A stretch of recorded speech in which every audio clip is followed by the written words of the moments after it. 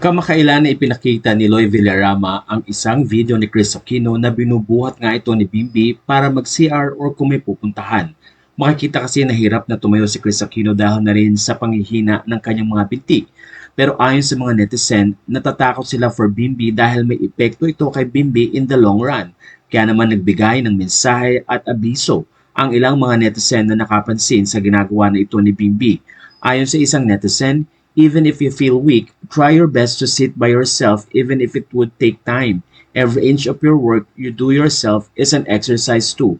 With all resources you have at hand, hire a physiotherapist that would advocate for you to keep or maintain anything that you can do on your own to maintain your independence, because the moment you accept too much help, you will lose your remaining capabilities. Hire an expert, buy or rent practical equipment, not equipment to promote immobility. Hire an actual nurse to help plan your care. The doctors have their own expertise. The one to plan your care is a nurse. If you really want your son to help, please let him watch experts in physical mobilization to help him with techniques. Sabi pa ng isa, comment lang po from a concerned fan of this family. Kung may mobility issues si KZA, for example, difficulty with the sit-to-stand process, difficulty with walking, then they should consider aids that would help her.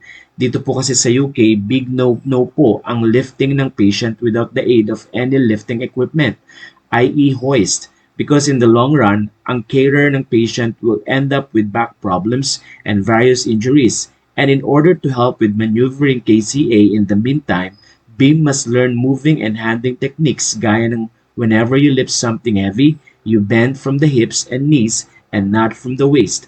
I wish KCA continued recovery.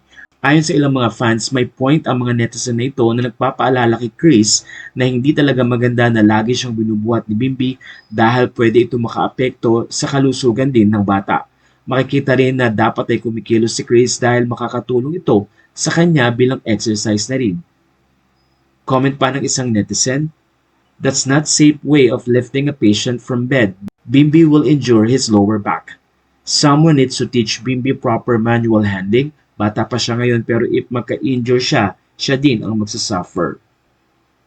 Sa puntong ito ay sana daw ay mabasa ito ng mga taong tumutulong kay Chris Aquino para mabigyan nga ng tamang training at warning na rin si Bimbi at si Chris.